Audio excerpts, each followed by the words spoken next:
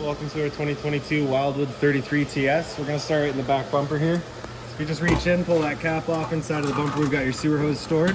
So those two ears right there, just take note of those. We'll still be hooking it up to your sewer system. And the hose itself, once fully extended, is about 20 feet long. We're just keeping it stored in the back bumper here just to help keep any sort of stench out of the trailer, keep things a little bit fresher for you. And that cap just presses back into place and is just held in by pressure. In this corner, as well as in each corner of the trailer, you're going to find these stabilizer jacks here. So what they're going to do is they're just going to run down, contact the ground, give it another turn or so just to firm it up, and they'll get rid of any sort of bouncer sway that you can see you got in the unit right now. Additionally to that, you've got these JT strong arms here. So before you ever run your stabilizers up or down, you just want to make sure that this little T-handle there is loosened off, allowing the telescoping bars to come in and out of themselves. Once you have it down all the way and set in place, you're just going to tighten that down, and that'll just help it firm it up with the forward and back movement. Making a step down. So this port right here is a black tank flush. So you may notice over time you've dumped your black tank, you know for a fact it is empty, but your monitor panel is still reading a third or 2/3, whatever it may be. Typically that's some debris inside of your tank just hanging between the probes causing that misread. So what you're gonna do is just take your water hose, plug it into here, turn on the water, open up your black valve that we'll show you in a second. And then once you have that all opened up, you're just gonna turn on the water, and that'll just flush out that tank, getting rid of any sort of debris that could be causing that issue. Right ahead of that, we're going to find your little power cord connection. So you're just going to pop this little port on open. You get a little tab down in that bottom right corner there. It's going to line up with this notch right there. Just kind of press it in and give it a little 1/8 turn, and that locks into place. Then you get the threaded collar in the back there to really lock it down. Following that cord back, you're going to find a standard 30 amp end here. Most campsites are going to have that. You can just plug straight on in and you're good to go. You will get that little blue light there, just letting you know you've got good power. If you're to get that red light there, you just got an issue with your power. You just want to make sure that someone comes and checks that out for you. Down from there, you've got your sewer system here. So this cap there, if you just kind of push that in a bit, give it a turn, you can pop it right on out of there. You can see it's got the exact same ears there that your sewer hose had. So you'll be attaching that the same way. Just press it on, give it the turn, clicks in, and there you have it. On the left, you got a black valve. On the right, you get a gray. So that gray valve is controlling your gray tank. That's just filled from your sinks as well as your shower. So that's typically going to be your dirtiest, cleanest water, sorry. We'll dump that last. First, you'll be dumping the black tank though. That is filled from your toilet. So that's going to be your dirtiest water. That'll go first, and the gray tank last, just to help keep that hose as clean as possible. And as you make your way towards the front here, you're going to find another of your stabilizer jacks here. So the only difference up here is that your strong arm goes towards the front and center of the unit, so just a little bit tougher to access. You can just reach underneath and you can get it though. Up from there, I've got your storage compartment. So as you open that up, we're going to find your your water hose in here. So it's standard water hose, as well as a little park adapter that we provide you with as well. So your 30 amp short cord plug into there, 15 amp into standard household outlet. So if you're looking to plug in at home to charge your batteries or run your fridge, you've got the power to do so. Up on the wall here, we've also got your manual overrides. So this little one down here is going to be for your tongue jack up front. This one up top is for running all of your strong arms. Then there's another one right here. That guy's for just running all of your stabilizer jacks. Around the front of the unit, this little white box up in the frame there, that's your battery disconnect. So you can see with that pointed up, it's currently turned on. With it down and out, that's it turned off. So you've got your battery disconnected from the system. So for winter storage, you just want to make sure that comes out of there. Whenever you're using the unit, you just want to make sure that's in and on. This customer's opted to go with a dual battery setup. So you can see we've got the 2 batteries here set up for him. As long as you're plugged into that short cord in the back or your 7-pin to your tow vehicle, that battery is charging for you. These 2 knobs there, if we just loosen them off and push them back, we get access to your propane tanks in here. For the video, I'll just pull this off. So you can see they're just teed into the regulator right there. So when it comes to running them, you're just going to run off of the one tank. If propane appliances stop working, you'll just close off this one tank, run off of the other one while you get the other one filled. There is a little check valve inside of these little hoses right here just to prevent any sort of backflow from happening. Front of the unit, we've got your power tongue jack here. So up top is just a little light switch, down below it, up is up, down is down. Simple as that. Around the other side of the unit, got of course your entry door, so we'll get inside once we get there. Right beside that, we've got your hot water tank here. So you just get that keyway there, you're just gonna line that up and it pops on open. You get 2 little posts down in the bottom there. For turning it on with electricity, you just get the little switch down here, turn that on, turns it on with electricity, simple as that. For turning it on with propane, our control is just inside the unit, so we'll show you that once we get there. For now, I'm just gonna show you this reset valve. Once we get inside it, we'll go over the procedure, and the button that I'll refer to is just right there. Before you ever turn it on though, you just wanna hit this pressure relief valve up top there, make sure a shot of water comes out. Currently no water coming out of it just because we got the unit emptied and the unit is winterized, so we got this all dry. If you were to pop that open, you get a little bit of water out of there. It's just letting you know it's full. You're safe to fire it up and you're good to go. If you're not getting any water out of there, you just want to go back inside the unit, open up your valves, make sure your water turns on, make sure that this guy's full before you fire it up, just so that we're not running the risk of burning anything out. Putting it back on, we're just going to line up those 2 bottom posts, press it into place, and lock it back down with that keyway. Back from there, we're going to find this little port here. So as you pop that off of there, you just take your water hose, plug it into there, and that'll fill up your freshwater tank. Your drain for that tank is going to be straight down from there. See, you got that little white valve there. You just open that up, drains out your freshwater tank. Get your 2 exterior speakers out here. Right in the center, we've got the exhaust-free furnace. So you just want to make sure nothing's blocking that off. It does get hot. Up from there, you've got your range vent. So the first propane stove is putting off fumes whenever you're using it. So you just want to make sure this flap in here is opened up. Whenever you're done and ready to go traveling again, you're just going to press it back into place, and you can hear that click. Just prevents any dust from getting kicked up in there. Your fire protected outlet here as well. Right, so just standard plug into there, resets just inside the unit. This box right here, customers opted to go with a Cummins generator, so we just got that here for you. That will be stored just inside the entryway. Just haven't put it in there yet because it does pretty well close the unit off.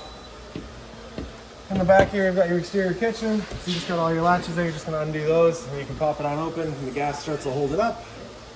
Up on the right wall here, you just get a little light there, so you press it in the center, opens it up. Across the top, you get the net with a little bit of storage up there. And you also get all the little bins right here as well. Cable and satellite outlets. If you're looking to have TV outside, you got the power to do so. Power outlet with it as well. Hot and cold water at the sink, of course. And then right in the back, we've got your 120 volt fridge. So as long as you're plugged in, this guy's going for you pretty well just automatically. And then you get a couple hangers on the side here as well.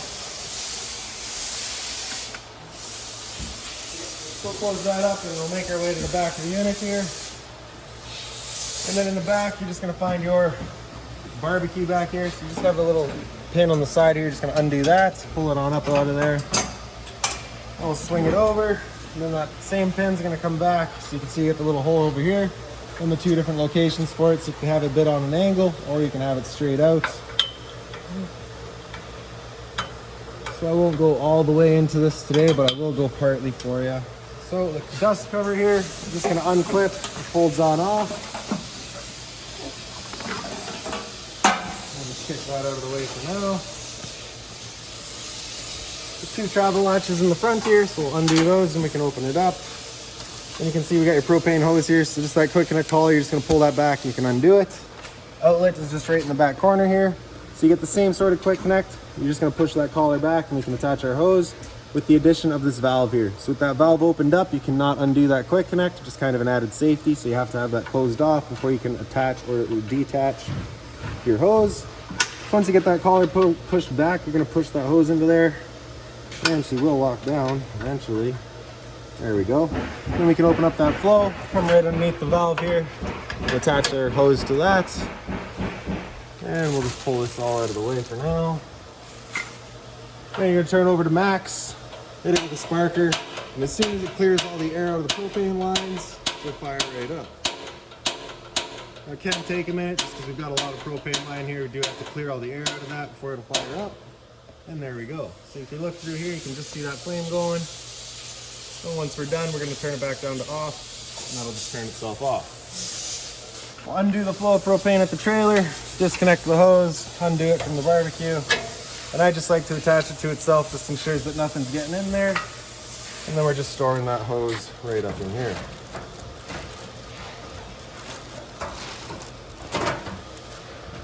Close it back down, lock it down. Grab the cover.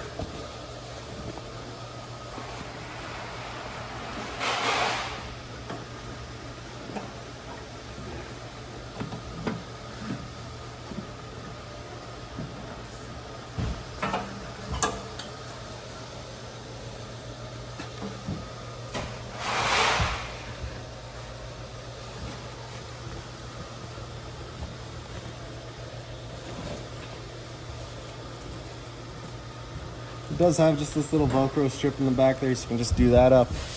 Then we can grab our clips and really lock it down. So we're just going to pull our pin out of there, swing it back around, and lock it back into place back here.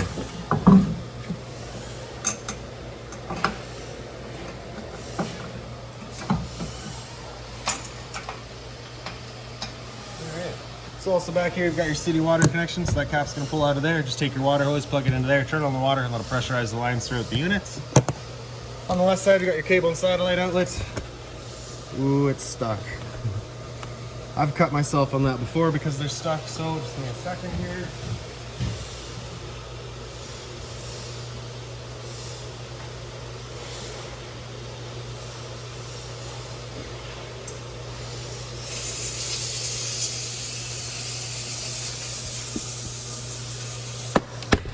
There we go. All right, so you can see that bit of sealant down there is just holding her shut. We'll clean that all off for you. But basically on the left, you got your cable inlet. On the right, you got your satellite inlet. So coax cable plug into there, fire up at your TV location.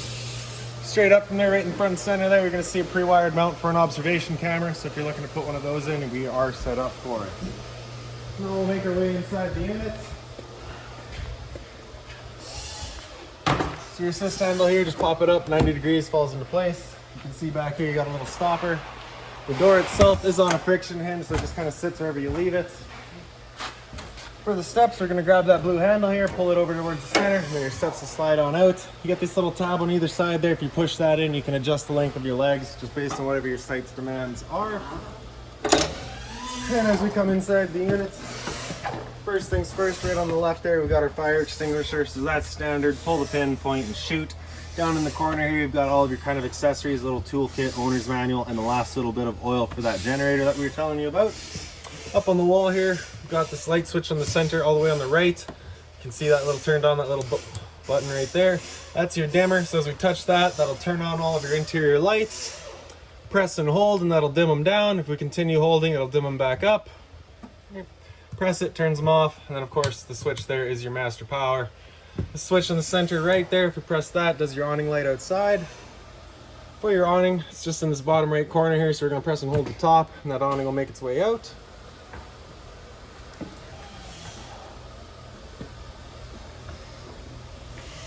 Yeah, so once that awning's fully extended, if we can get there today, it might be a little tight, we'll see a little white flap come down, and then we'll also see the black of the metal tube. Once we see that, we're going to want to stop. Oh, we will make it. Awesome. So there's our flap there. There's our tube. Once we see that, we stop. If we were to continue extending, it will actually wind itself up backwards, in which case the fabric will then be underneath our tube, allowing it to then hold water, accelerating the growth of mold and mildew. If it were to start raining, it's of course going to hold some water anyway, so what you can do is grab either arm, front or rear, and just pull down on it. And you can see that changes the pitch of the awning out at the head, allowing water to then run off. Now, if you like that angle better, because it does give you more shade, you can do the same thing with the arm up front. Before you bring it back in though, you just want to make sure these guys are back out straight and fully extended, just so that we're not running the risk of bending anything. Now we're going to press and hold the bottom of that button there, and that awning will make its way back in. Again, we're just watching to make sure that our fabric is over top of the tube. And another thing to keep in mind with your awning is it does catch a lot of wind, so once you get up to about 15-20 kilometers an hour wind, you're going to want to bring it back in, again, just so you're not running the risk of bending your arms.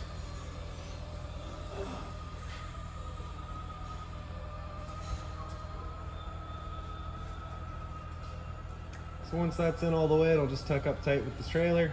It'll hold itself there with the electric motors. And that's that.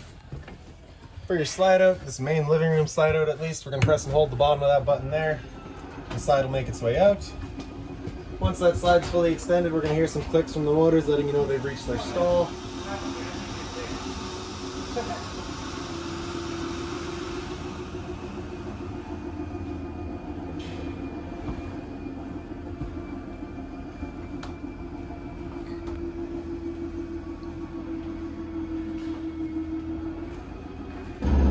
Those are the clicks that we're waiting for there.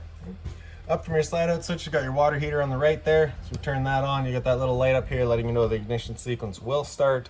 Once that sequence is started, that light's gonna go out and it'll try that 3 times. If after that 3rd try it hasn't fired up, at that point we'll be going out and using that reset button that we'd shown you. So stood right here, you can hear the click of the igniter and then the whir of the flame. We know that tank is good. On the left side there, you got your water pump. So as we turn that on, turns on your water pump, drawing out of your freshwater tank to pressurize your lines. Up from there, we've got your monitor systems. On the left, we've got battery. So we're currently C for charging. Because we're plugged in, we're currently charging. G would be good, F is fair, L is low. For your fresh tank, as you fill that up, you'll go to 1/3, 2/3, and full. Same idea for your black and your gray. So we'll just make our way into the bedroom here now. So as you open this up, the door will contact the mattress, so just be mindful of that. Slide out switch is up on the wall here, so we're just gonna press and hold out, and the slide will make its way out. Same deal as the one up front there. You'll hear some clicks once it's fully extended. And while we're waiting on that, just beside our slide out switch here, we've got our light switch. Does all of our ceiling lights there.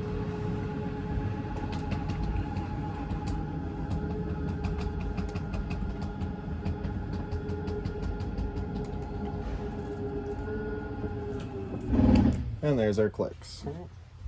So as we get in here, right back here is going to be our TV backer, where you just set it up on the counter. Cable and satellite outlet for it, as well as the power outlet for it. Emergency exits pretty well throughout the unit are going to be like this one here. Just going to pull that red tab to get rid of the screen, take this handle here, throw it outside, hop on out. Blinds throughout the unit as well, pretty well just sit where you leave them. Alright, so once we're done, you just kind of give them that little snap and they pop on up. Some storage space down below that, as well as up in your closet here. Travel latches on either side, just down in the bottom corners. You can pull those up, and then you can slide your doors on open. You get your closet space in here as well. Same thing on the other side here. There you have it. And if we pick up the foot of your bed, you can see you've got a pretty good sized storage compartment down there, as well as all the little bins. The one light right above your head is just on its own center push button, so that fires right up. USB charging as well as a power outlet in each corner. Now just real quick, I will go over this. So as you saw, your door, once it opens, does contact that bed. So when you're bringing this room in, you want to have this door closed and just kind of reach in the crack. Press the top of that button and that slide will make its way back in.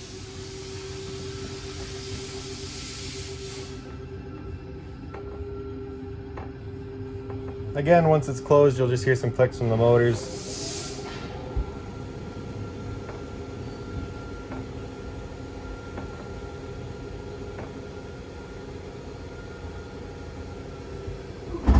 Just like that. Right. And now into our entertainment area here. So you do have a TV backer right there. You'd run all of your cables through here down to your antenna outlet, which is in the center here. For turning that antenna on, you just got that button right there. That will actually help clear up your stereo signal as well if you're running your radio. Above that's your cable and satellite outlet, power outlet for it. The unit is prepped for Wi-Fi as well. These two light switches there, the one on the right does the accent light above the slide, the one on the left does one below your fireplace here. Little storage on either side of this guy. And then for your stereo, you just got the power button front and center there.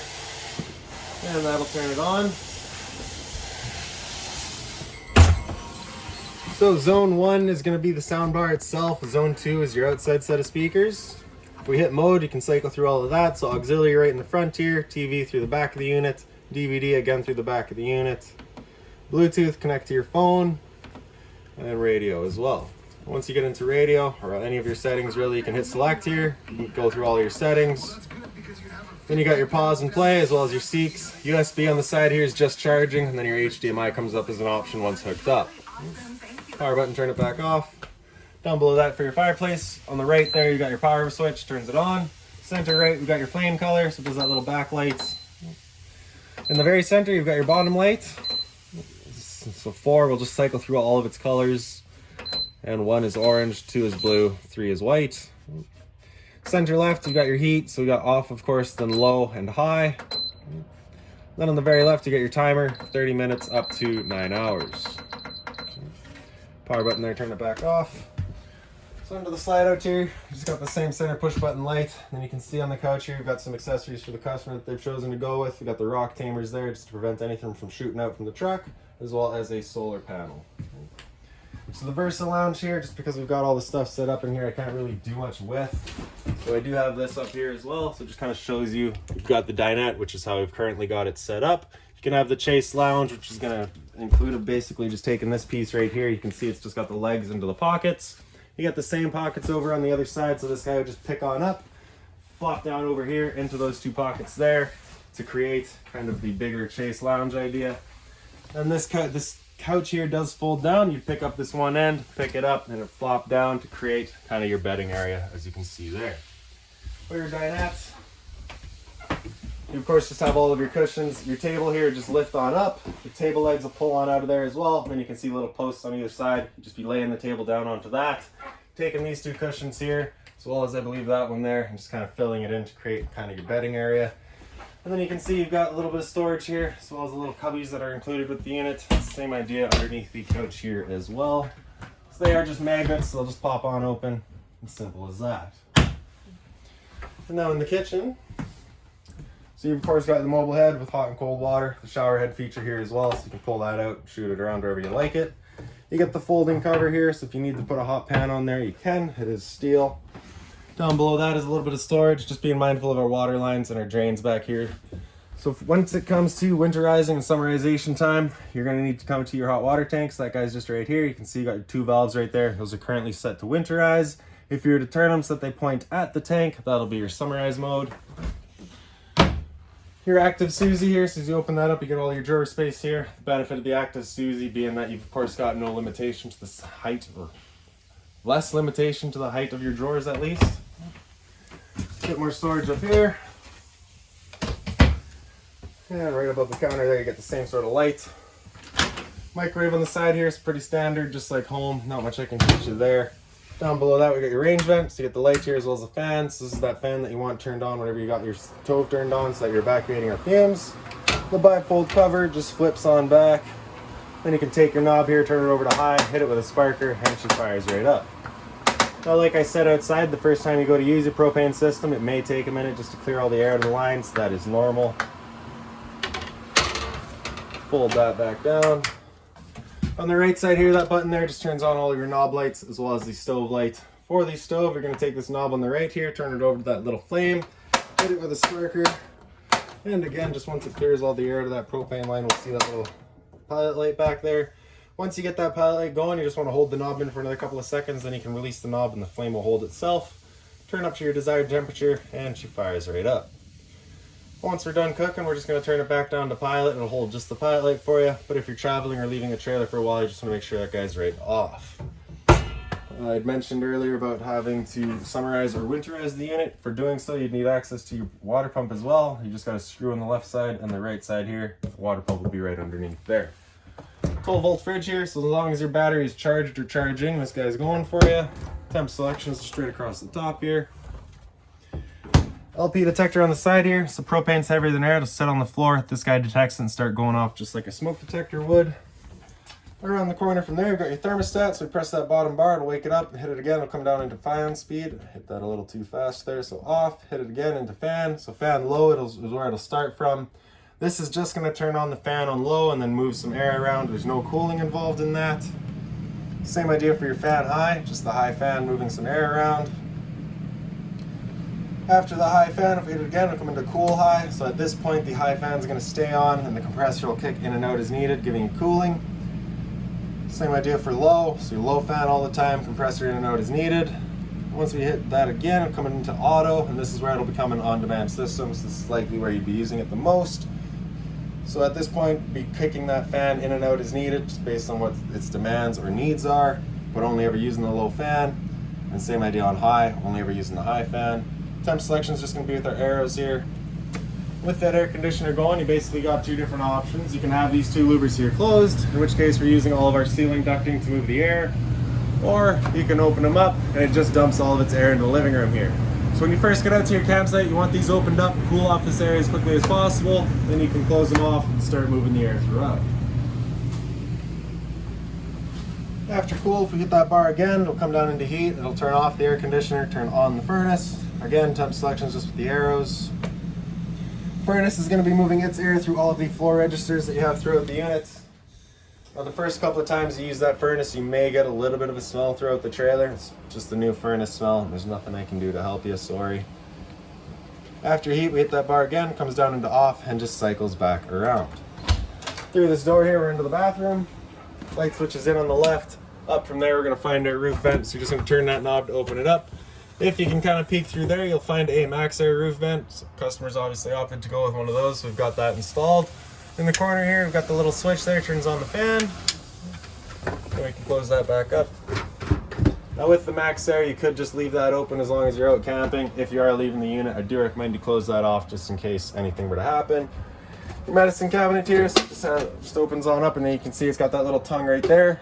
Holds on to this elastic band right there, just kind of as your travel latch. Down below that, we've got your GFI protected outlets, test on the bottom, reset up top. So if you ever have outlets that don't work, it's the first thing you should check. Hot and cold water at the sink, of course. A little bit of storage down below. Again, just mindful of our drains and our water lines. And behind me, we've got, I guess we could do your toilet real quick. So as you open that up, you can see pretty straightforward. Flush is just in the bottom right here. Then for your shower, you get the little travel latch there. So we're just gonna kind of pull it together and then undo it. And you can see you get the standard head and hose, hot and cold water, of course. And right above that, you get the skylight, just kind of give you that extra light in there. Lock that back down.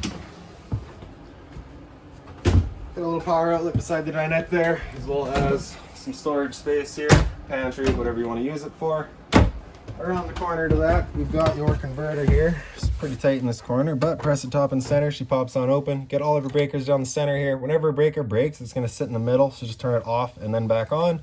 And then on the right side, you get all of your fuses. Whenever a fuse pops, you'll get a little red LED right beside it, letting you know exactly which one went. All right. Up behind me here, we've got another slide out switch. So for this one, we're going to make sure this door is closed. Press and hold out, and that slide will make its way out.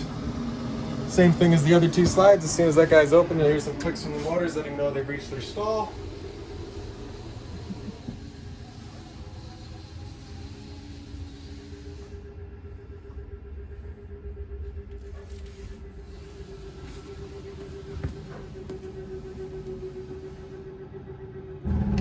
And there we go. Once you hear those clicks, then we can open it up. Your light switch is just inside the entrance. So you can see you get the exact same emergency exit over here that you had up front. You're pulling the red tab to get rid of the screen, taking that handle there and throwing it outside. The ladder over here just pulls on up, comes out, and you can access up top. Whenever you're closing that slide, you want to make sure that this guy is tucked in properly. Got some storage space here as well. A little bit more on the side there. Then on the slide, you get the little light there again, just its own button. This guy does flip on up, and then you can see you get the slide on over here, so you can open it up and hold it open. This here is basically just a big foam mattress, so we can get rid of the back here.